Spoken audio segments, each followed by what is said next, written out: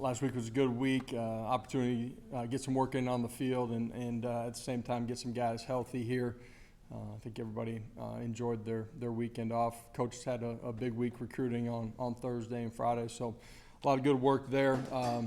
This is a big football game that's coming up. A really good football team that we're playing. Checker Neyland.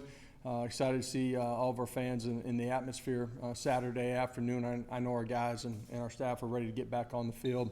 Really good football team that we're playing. You look at them really in all three phases of the game. They have scheme and players that can change the way the game's played. Defensively, playing as good as anybody in the country. Offensively, a veteran quarterback, and skilled players that can make a bunch of plays, and on special teams, extremely dangerous as well. We also get a chance to welcome Eric Berry back here, two-time All-American, guy that's going to be inducted into the Hall of Fame here later this year.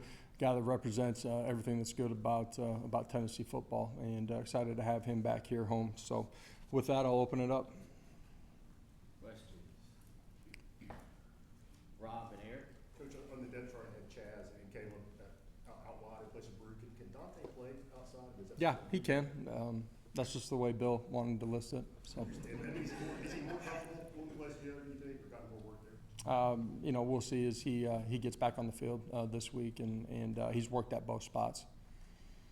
A&M's really good at stopping the run. What are some of the emphasis you're going to be stressing in your run game this week to try to be successful? Yeah, they're good at stopping the run. They're good at getting after the quarterback too. First of all, they got really good skill, and when I say that, I'm talking about their big skill up front too. They're physical, they're dynamic, they're thick. They play strong. They're multiple up front. They've created a bunch of negative yardage plays in the run game, and that's given them the ability to go get after the quarterback, second and long, third and long too. So you got to do a great job in communication. You got to win some one-on-ones when you're in a one-on-one. Your double team's got to be good enough to change the way the line of scrimmage looks too. So big test for us up front and across the board offensively.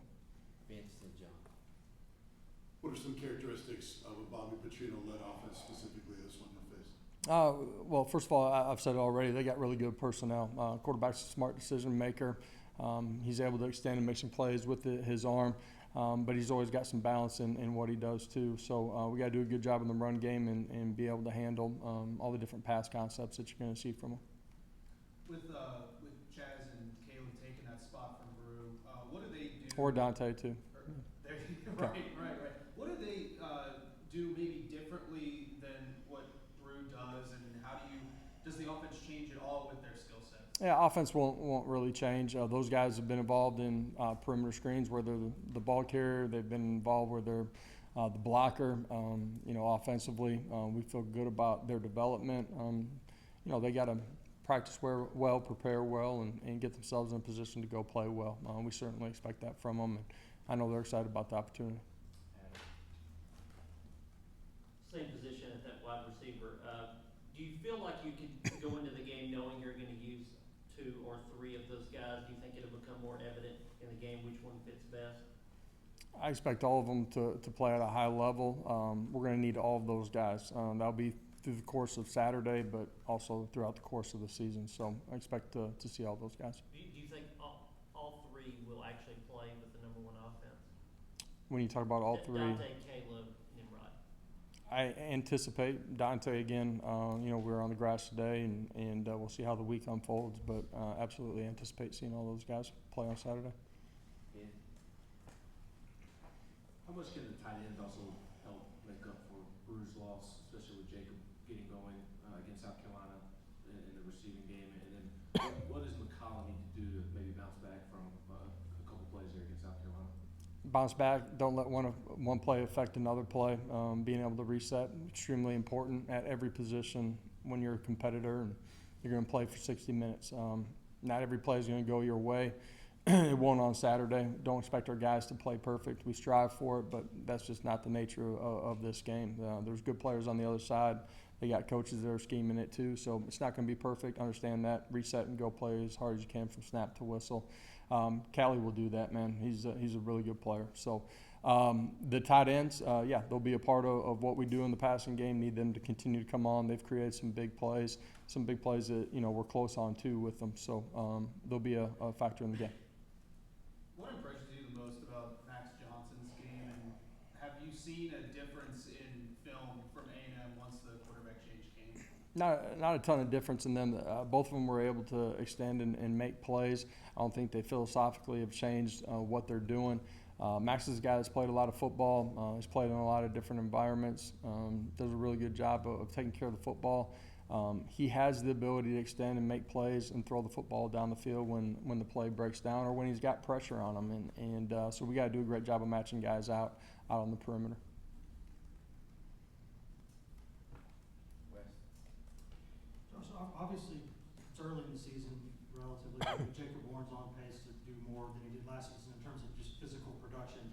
How much, if any, different is he as a player? How much has he changed since last year, or is that just the ball finding him more often? Sometimes it can just be the ball finding him based on the coverages that you're seeing. But I also think Jacob's developed as a dynamic leader for us on the offensive side of the football. He's had continued physical development, which has allowed him to play his best football that he has up until now. Fundamentally, that's in the pass game, but it's also what he's doing inside of the core, too, in the run game. He's been really good.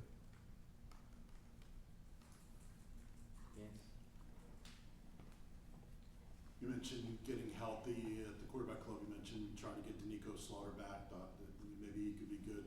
How much did this rest and open week help him, and will he be able to play for you this weekend? Yeah, important for Danico, important for some other guys, inevitably in this game and certainly in this league.